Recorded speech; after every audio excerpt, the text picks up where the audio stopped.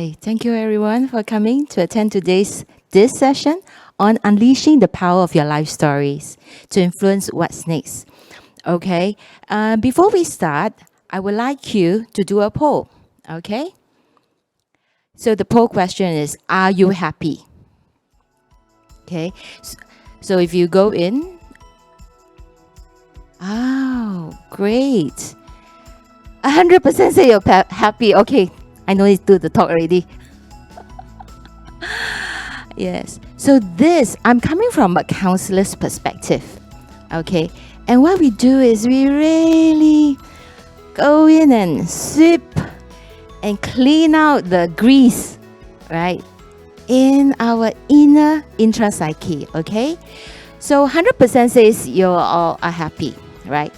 So for those who did not answer, I think, wait, 100%, it means 100% of everybody who attending, is it? Okay. But maybe somebody in your life is not happy. And you're very curious because you love the person dearly, right? And you don't know how to help the person. Okay. And today's session is about penning your life story.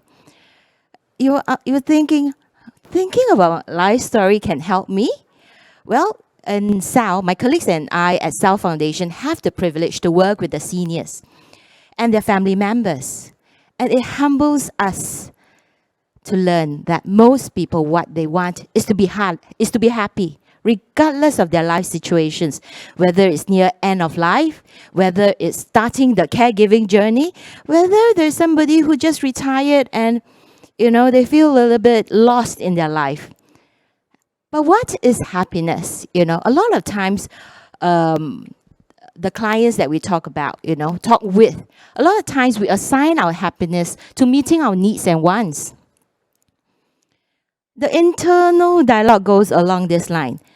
If I have a bigger house, if only I can go on holiday, if only I have more of this, then I will be happy. My challenge to you is this. When is enough enough? When you have everything, will you be happy? Are you curious when this disassociation happened? When do you start not to be happy? In our journey with our clients, some of them are very successful, but there is this dissatisfaction, okay? There is an ancient saying that says, contentment is the greatest wealth. Then you'll be thinking, contentment? Isn't that very passive? I want to do more in life. Contentment is one of the contributing factors to happiness. This satisfaction, this inner peace. When did you start to distance away from yourself? Let's explore together the memory of your life story and bring to light what that have laid hidden. Your spark of joy, happiness, and aspiration. Are you game for it? Let's start. Okay, I want you to write down. Take a piece of paper. Yeah, we do this in a lot of our workshops. All right, take out a piece of paper. Write down 5 characteristics that best describe you. Go ahead. Write down. Think about it. Maybe I'm fun like the elderly lady before this session. Maybe write down fun. I have, and we're going to refine the list, okay? So circle the word you think most describes you, the word you think is most true of you. Okay, from your gut. This is most true of me. Okay? I have written some characteristics to help you along. A lot of our clients tell us they're strong, they're passionate, they're driven, they're creative, they're careful, they're meticulous, And some of them, and quite a lot of them, have leadership qualities. Not necessarily leadership to lead other people, but they have leadership qualities within themselves. Maybe you are a hidden closet entrepreneur, or maybe you are a value driver for building social capital. These are some of the values that we hold dearly to our heart. I would like you to create an imagery of your characteristics, a visualization, not just written in words, in alphabets, but a visualization, a storyboard of your characteristics. What picture comes to your mind? Are you strong like a mountain, solid and stable, and people can rely on you? Are you like the sea waves breaking onto the shore, relentless and making an impact on those around you? Some of our akongs and amats, they are like that. They make an impact on the people around them. Let's take a moment to get in touch with our inner self when you think about your characteristics. One of my counseling guru and his teacher, Virginia Satir, a family therapist, shares what she hopes to help people discover is their wisdom box, their sense of self-worth, hope, acceptance of self, empowerment, and ability to be responsible. This is a good one. To be responsible and make choices. And that is our goal in counseling, to facilitate that conversation. Are you able to appreciate and have gratitude for all the parts of yourself? They are all resources and all parts of you to help you to be who you are today. Even the parts that you don't like about yourself. For example, anger. I use the emotion anger because it comes out a lot in our counseling sessions. It comes up a lot in our clients with dementia. It comes out a lot in end-of-life conversation. Don't look down on it. It has given you energy. It has given you the sharpness of mind to forge on despite the challenging times. And in today's session, I want you to think about anger and how it has helped you. And let's transform this together, okay?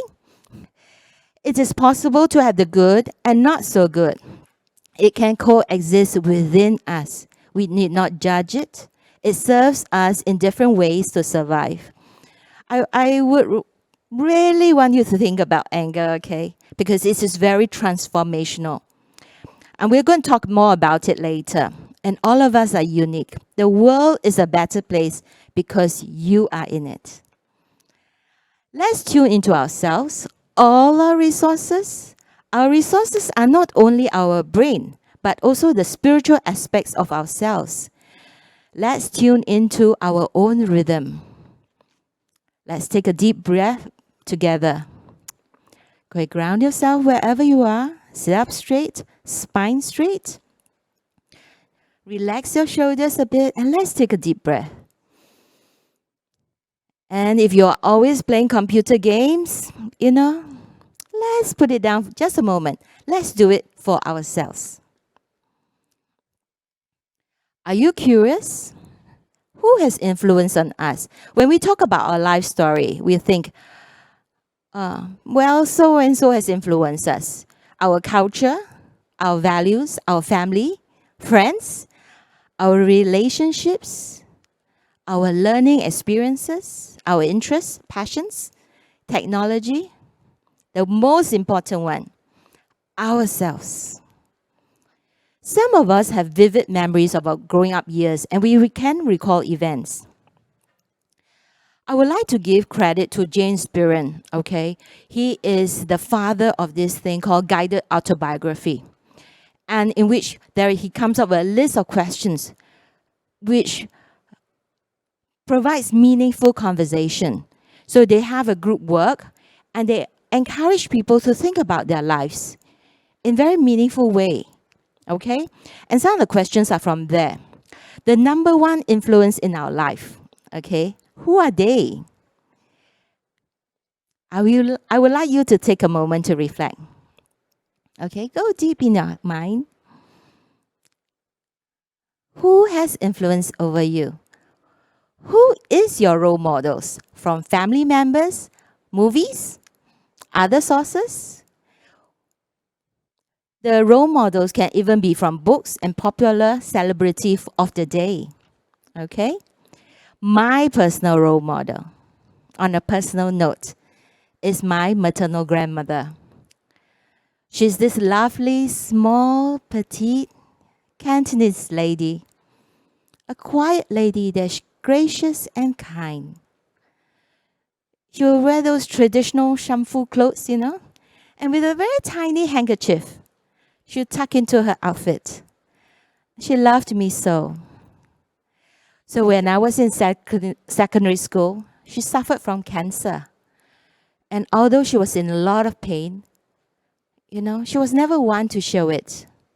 Not an ounce of complaint. The nurses in the hospital called her Angel. I think I learned this aspect from her. This quiet strength. This ability to bear with pain, to hold it, creating a safe space for myself and other people, and yet treat others with kindness, gentleness, and grace. What about you? Can you take a moment to recall who your role models are? Are you able to recall those memories? And as you recall those memories, so when I think about my grandmother, I have inside my heart this warm, lovely feeling. Okay? Attend to these body signals. Breathe to become calm. Confirm your self-worth. Become centered and aware. So when you recall your role models, so role models, there are many types. Those that has, you see the good positive values and you want to emulate. And there can be the inverse ones when you say, I will never be like that. Okay? With who, where, and when. What is happening to your feelings? Do you have an image? And what would it be? If you can identify a color, what color would it be? For me, my grandmother is a very lovely pink and violet. What thoughts come to your mind? Do you feel touch in your heart? A sense of gratitude? What is happening somatically? Learn to be aware. What is happening to me? You can write down your experiences, what you think, what you feel, and what's happening throughout the whole of your body. Just these three tips. If you want to overcome yourself, right, you need to know what these three things are. If you say, I want to be strong, but you have a gut-wrenching experience, it's not going to happen, In your school years, what did you want to accomplish? Have you changed your goals during your life? How and what experience, major influences or events influence the changes? If you're thinking, oh, Gladys, you're talking about all this positive psychology. We don't do that. I'm too busy in my life for this mindfulness thing. It's for the younger generation. And I would like to share with you. They have done this with my clients spanning up to in their 90s, here in Tsao Foundation. My colleagues and I work relentlessly with our clients on a daily basis to discover their inner voice. When we can tap into our life energy, everything is possible. If you come in contact with your true self, then longevity is opportunity. You will learn to know more about yourself, tap into your life energy, know it intimately, make contact with it, and harness its powerful energy. It's very powerful. Maybe I can share with you a story, okay? Some of our clients come in. They feel helpless. They feel worthless. Some of them feel, I lived too long. The Topekong and the Tikong should take me away. What is the point of living? And I will tell you, not just one client, 2 clients, 3 clients, but all the clients, and some, not all. And we go through these life stories, we reminiscence. And some of them tell me, oh, they came from Malaysia. They had to climb trees. And I look, you climb trees? Wow, you're better than me. She will climb trees, pluck things when they were young, do rubber tapping. And when they came over to Singapore, there was a rubber factory. And they had to lift flaps of rubber. And they were strong. And I asked them, how did you do it? He says, you know what? 你们年轻人不懂什么是苦. You young people don't know what is suffering. And from there, we have this conversation to rekindle the life energy. Previously, she was just survival energy. And when we remember the good things that we have done, and it is in her resources. And I said, why didn't you give up? Then she looked at me. 傻的. Why should I give up? It's my life. Of course, I'm simplifying it a bit. The counseling process does take much more than this. But this process, you don't have to see me. You don't have to sign up for a counseling session. You know, if we finish this conversation, I want you to take a piece of paper and really take out the pictures, photos, you know, not just the achievement in life, not just this, but your personal achievement. Okay, make contact with that powerful energy. Okay, what characteristics of your ideal self were most important to you? Accomplishments, athletic ability, appearance, money, reputation, creativity, philosophy, religion, or something else. To help you connect even better, okay, for some of our gongs, they will say, I never takte, I never study. So we still go back. What about your first job? And I have this client, and he tells me, I don't know how to read. Then he tells me, I have gone to Malaysia, I have gone to Middle East country. I said, how do you do it without studying? Well, I started off just being an apprentice, learning to look at floor plans. And from there, I learned, oh, I see. That's how you do it. You're very resourceful, Akong. So we have this sort of conversations. And I just asked him, can we use this resource in our current stage of life now? What are the barriers? What are you willing to change? What stands in your way? It's very beautiful to see somebody come to life. I have had a client that had a stroke for 3 years, and by the time he came to me for counseling, it's already 3 years. And as I talked to him, he was dripping from his own saliva. And I asked our company doctor, can anything be done for him? He says, no. It's 3 years into the stroke. Nothing can be done for this gentleman now. Unless you do an operation and do something about the salivary gland. And I will tell you, by just revisiting life stories, I will tell you, there was no need for operation. He found his energy, his life energy. He was not just surviving. He was sucking his saliva. And because my Chinese is no good, he started writing it down in Chinese, and he had to explain to me what these Chinese words were. And we had a communication, and that's how the counseling progressed.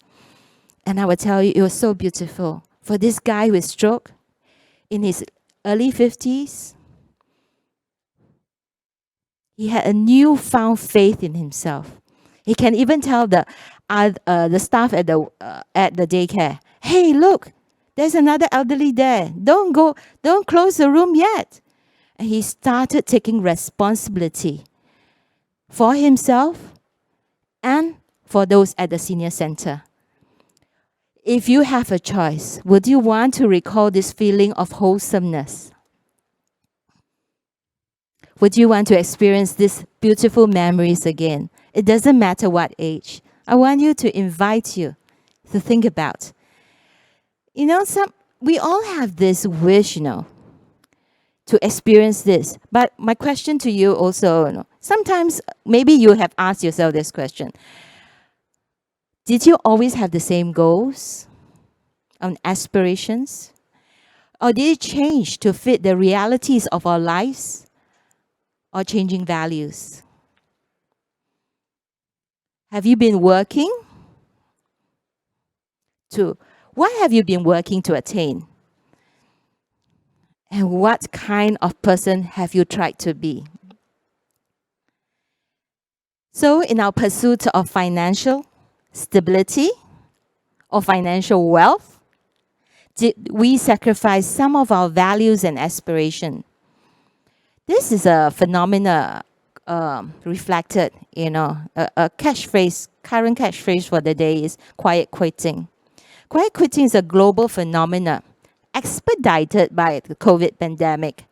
It is a situation where people does the bare minimum and leave work on time. COVID has created a space for us to reflect. What is really important for us? So instead of leading to burnout, people all over the world is quiet quitting. Are you part of this phenomenon? You're like, I don't feel good. My job sucks, but you're not so sure what to do. So you stick with your job, but you're not happy. So you can see the statistics. 50% of the U.S. workforce, even in China, and more Singaporeans workers are dissatisfied with their job and suffer poorer mental health. Oh dear. Are you one of them? And some of us, we rely on the marketing efforts of companies to fill the void in our heart. And we follow trends. But there is really a limit to how many spin sessions you can do before one drops from dehydration. Or perhaps you have tried yoga and research on positive affirmation. You have done stress management courses. You have attended all the courses that your HR company have given to you. And sometimes it worked. And maybe it works for a while. And maybe, it worked and the feeling of dread, loneliness, emptiness seeps through the cracks. And you wonder, what's wrong with me? Or you point your finger at the wall and you go, what's wrong with all these people? So I want you to think about, what are these barriers to this positive psychology movement? And the next two slides, this one you must pay attention, okay? You don't have to see a counselor if you are not suffering from trauma, right? So I want you to, next two slides, you must pay attention. So you feel good about this life force thingy, right? Then you say, hey, Gladys, whatever you say, I do already, And then you fall down into your old habit again. So next two slides, pay attention, okay? And before I talk about slides, I want you to do this poll. Do you have freedom? Okay. Can Can you do this poll for me? Wow, 100%. Okay, I no need to talk already. Okay, so next two slides is a challenge to you. Okay? This pandemic has shown us that we don't really have freedom.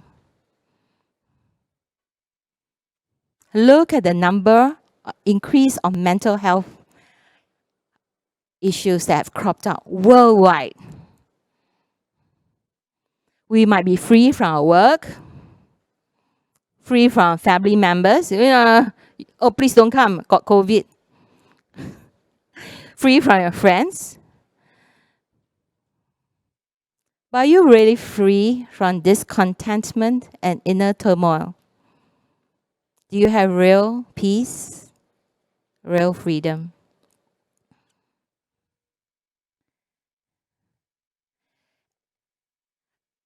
What we have discovered in our work with our clients is sometimes we have slogans or mantras in our head, We might have achieved a lot in life. Some of our clients are very successful, They have the branching point in their life, perhaps getting a new job, a very successful job. Some people have married well, had a great marriage. And some of the branching point have really changed their lives, have made them think a different way. But exactly this itself, winner takes it all. We have a mantra. Of course, this mantra, winner takes it all, is what I said. But it is from what some of our clients tell us, if you are aggressive enough, if you are pushy enough, then you can win it all. It's etched in people's mind. One of the important functions to remind people to work harder, to achieve and to succeed. If not, you will fail.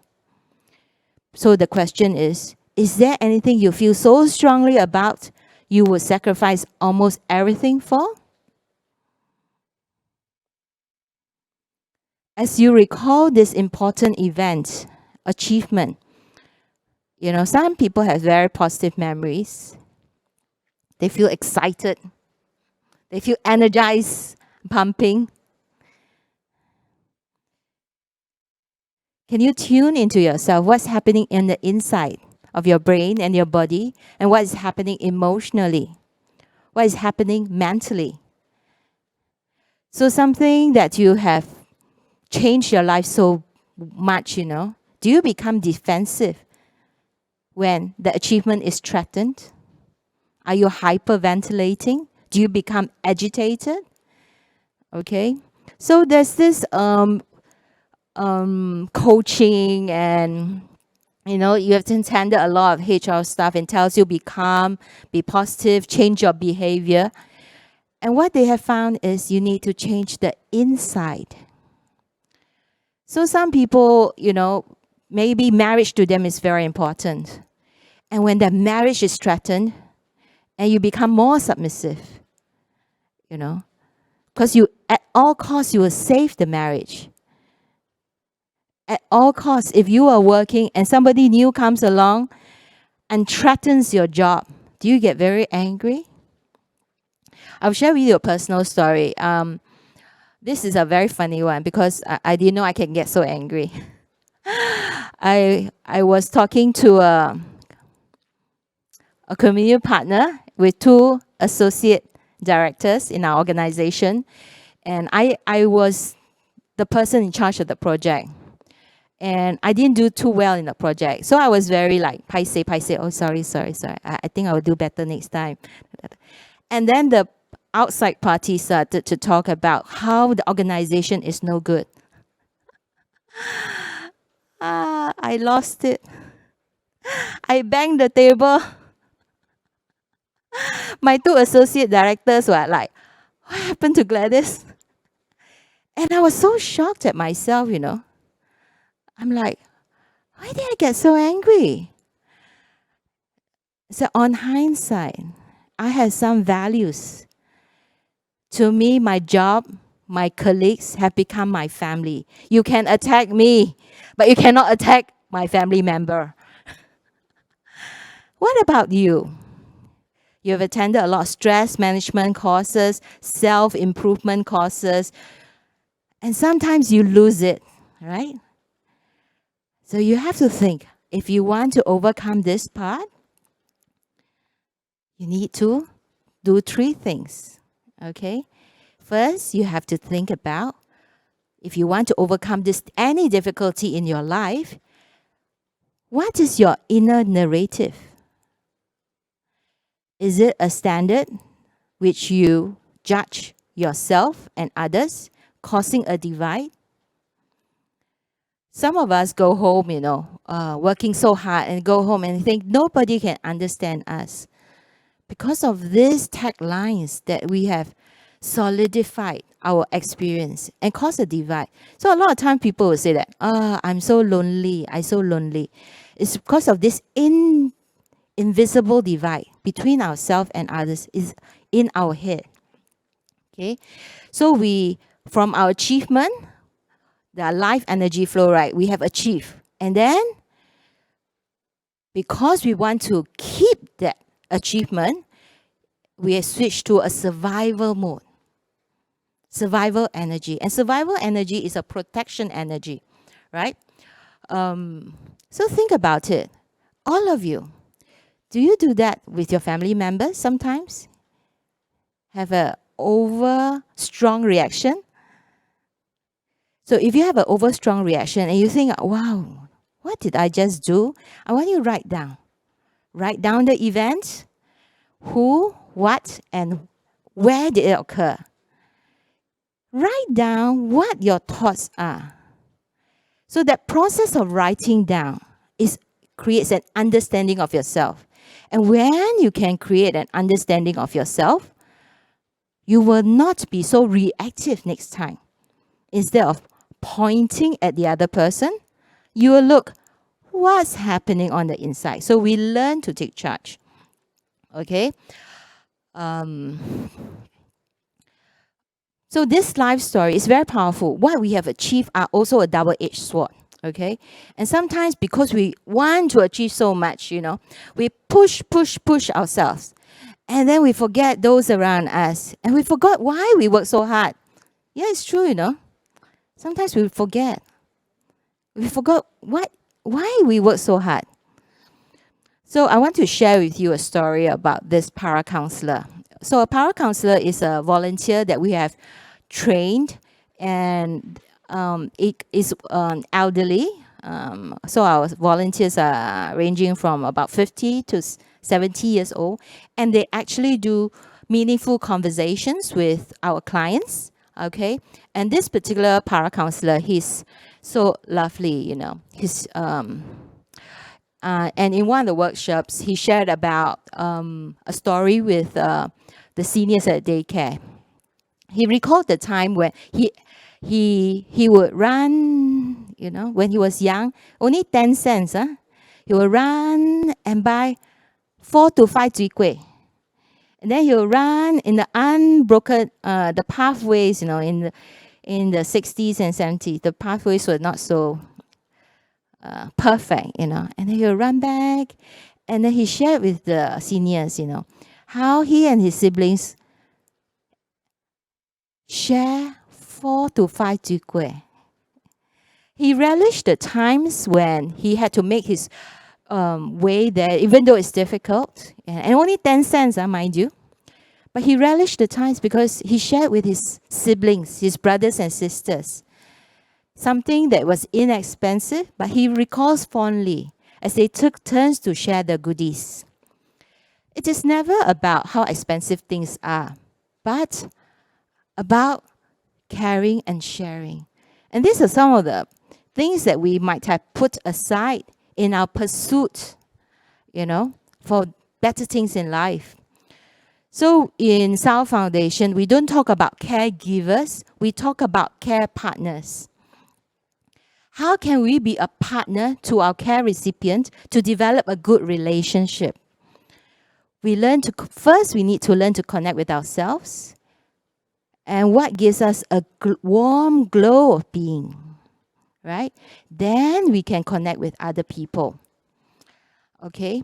The biggest loneliness, okay, is that you are not seen. That person will think, I'm not seen, I'm not heard.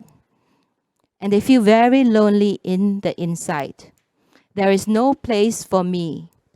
So when someone feels that they are not important, they have no value, they also believe they are not equipped to make the right decisions. They drift through life. Because they are not equipped to make the right decisions, they think they are afraid to come out, step out of their comfort zone. So they stay inside what is familiar and safe. Have you ever praised people? I think all of us have done that. Have you ever praised people and then they go and they reject your positive affirmation? So what goes on in their head is, if I don't value it, it doesn't count. Is this true of you? You know, you say, hey, you did a good job. And then you tell somebody, hey, you did a good job. And the person says, true, man. So then you know you're in a survival mode. Would you want to be like this for the next 10, 20, 30 years? Or do you want to develop a good relationship with yourself and others? And you have lived so long, and you have all the resources, but you have forgotten about them. Yeah. So maybe you want to spend some time to think about your personal past history. Bring out the photos, rekindle your passion, your life energy, and make a decision. Make an aspiration. Remember when you did the exam, did the cross-country run, and there was a feeling inside you, or you had a good role model and you said, next time when I grow old, I want to be like that person. That is what we call an aspiration. Okay? So have you discovered a little bit more about yourself? Maybe not completely, because it's such a short talk, right? And what are your goals for the future? I want you to think about it. Do you experience, when I talk about that feeling inside you, the feeling of contentment, the feeling of, yes, it's great to be alive. So instead of quiet quitting, what's next? So if you wrote a book, what would the title be? The title of my book would be what, you know? The title of my book would be What I Learned from the Elders. There was this lady in the daycare, and I saw her. She fell down. She fractured her ribs. And 1 week later, I saw her at the daycare center. And she looked at me. The first thing I went to talk to the staff was, what's she doing here? She have a fractured rib cage. Go home. You know what she said, the old lady? Come. She was smiling from year to year. And she says, come. I said, yes. 你为什么在这边? She took out from her bag, a plastic bag. Took from the plastic bag, a hex. Smiled in the sweetest of the smiles. And she says, 给你. Her aspiration, despite her age, despite her physical condition, is to take care of everyone at the daycare center. She reconnected with her role model, her father, her mother, and that gave her the aspiration to live the life that she wanted to be, despite her medical condition. Very inspiring. So this aspiration goes deep within you, and I would like to invite you to recall such aspirations that is meaningful. Okay? And what talents and experience would you like to share with your peers and the next generation? You know, if in your job now you don't find satisfaction, you know, I would like to share this book with you. Viktor Frankl. He was a Jew who suffered the Holocaust. And he saw people dying, children, they were being chaperoned into the lorries, and it was terrible. But one thing he saw, that some people still lived. You can die from heartache, right? From sadness. And he believed that some of the Jews survived. And he saw this thing. He believed that humans are motivated by something called the will to meaning, which is the desire to find meaning in life. He argued that life can have meaning even in the most miserable of circumstances. And that motivation for living comes from finding that meaning. My wish for you is that you recall that one happy and meaningful memory. And that one happy and meaningful memory would have that feel that I'm okay, I'm saved, I'm loved. That one meaningful memory will also say, you are okay, you are saved, and you are loved. That one happy and meaningful memory will also say, we are okay, we are saved, and we are loved. From all of us here at CPF, a big thank you. Till we meet again, find meaning. Lots of love from us. Thank you. People often say that their life is mundane, it's boring, it's nothing fanciful to share. So any advice for these people? I think they have reached like a bottleneck, like maybe they just don't find any purpose in life anymore. That's why they will feel like, I wake up, well, there isn't really a purpose, so what to do? So do you have any advice for these people who wake up in a day and think that life is boring, life is mundane, there's nothing to look forward to? You know what? Most probably it's true. It's a lot, right? There's a lot of people feeling that way, right? Yeah. It's very simple. I first off, I always start off the session with, thank you for coming. So I will connect with somebody first. Yes. So if you cannot do anything, right? I think I read somewhere to feel good, right? Make your bed. When you get up, make your bed. Wow, you accomplish one thing. You accomplish one thing. Okay. You made your bed. It feels good, especially Singaporeans. We are chronic workers. We want to feel accomplished. So start off with this, Make your bed. I know it sounds flippant, but it has you Google, it was one advice given to people. I heard this advice about make your bed. So what comes after make your bed? So when you feel good, right, you tell yourself, I made my bed. So it starts off with one thing. So one of our expert panelists that came to visit us at Tsao Foundation says that anxiety is contagious. Yeah, I think there's a high percentage of a lot of Singaporeans who suffer from anxiety, very easily stressed out and burnout, especially during the pandemic period. Yes. So that's why mindfulness is really important. Yes. And we're reaching out to a lot of folks who's watching us live right now. Yes. So it's a very relevant question because people do feel like, what's the purpose in life right now? I don't feel like there's a purpose. I feel life is boring. But maybe I also read somewhere they say that instead of focusing it on yourself, try to focus on the rest. So what are you going to serve? What is the purpose? Is there a purpose that you serve for the community, for the society, so that it's no longer about yourself? Because if every day you wake up, it's like, what's in for me, what's in for me, what's for me, what's for me, then it's all about me.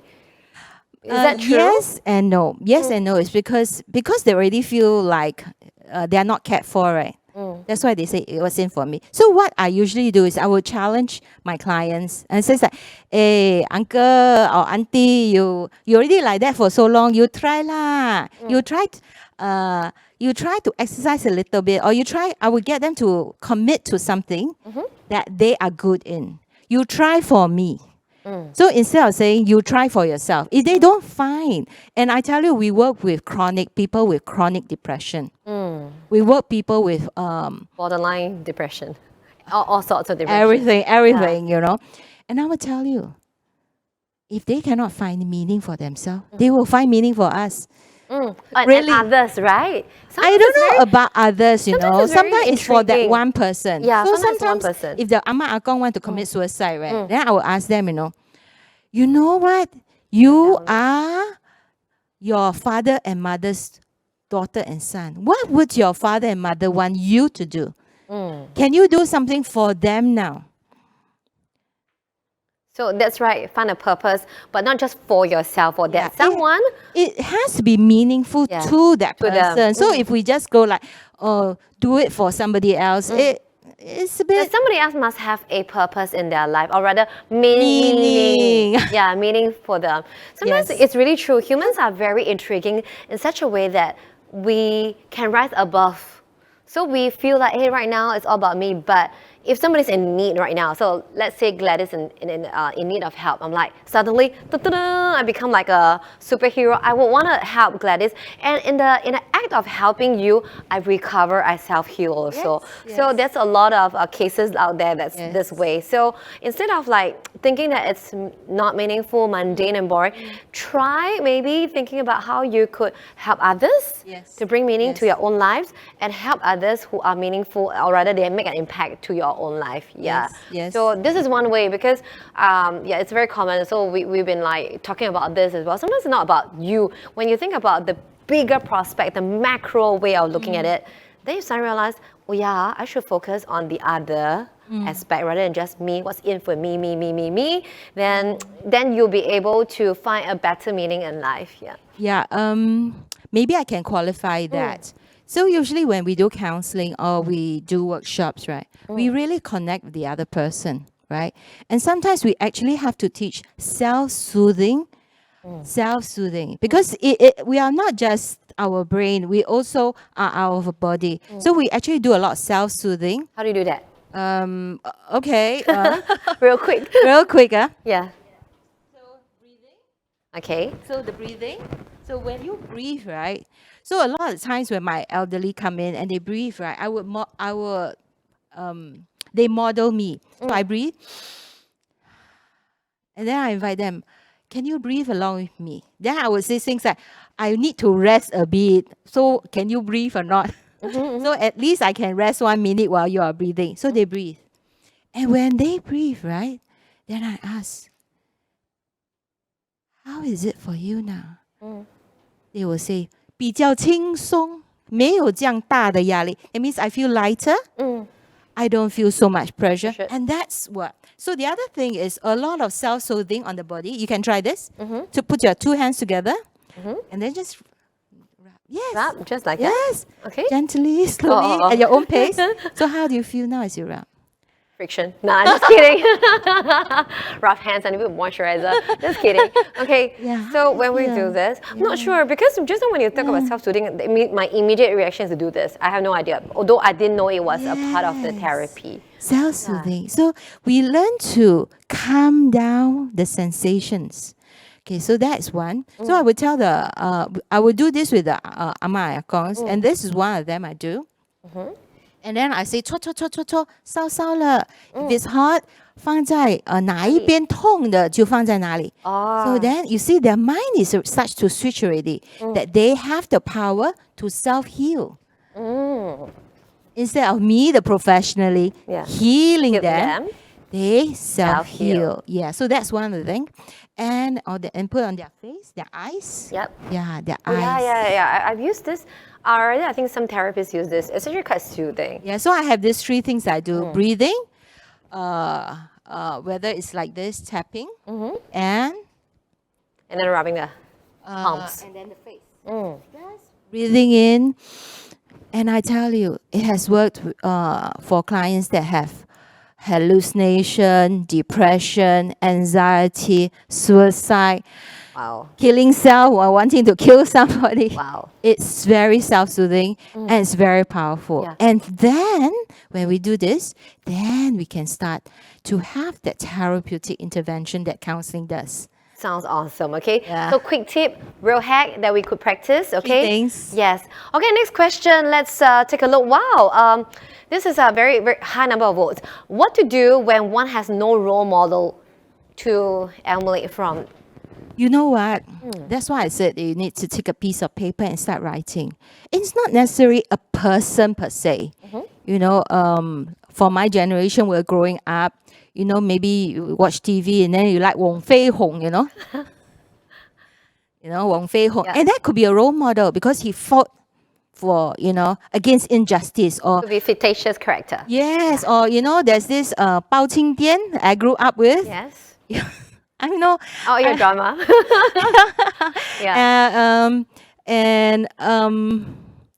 It's not necessarily the role model is a person. It could be a book. Something that inspires you. Or someone that inspires you. Yes, as I was growing up and I read books, Florence Nightingale. And I've always wanted to be a nurse. You wanted to heal but people. you heal in another way. Yes.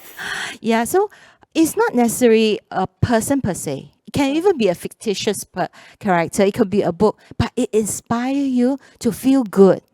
This is something that when you read that book or you watched the TV, you felt good. You felt, I'm okay, I'm safe.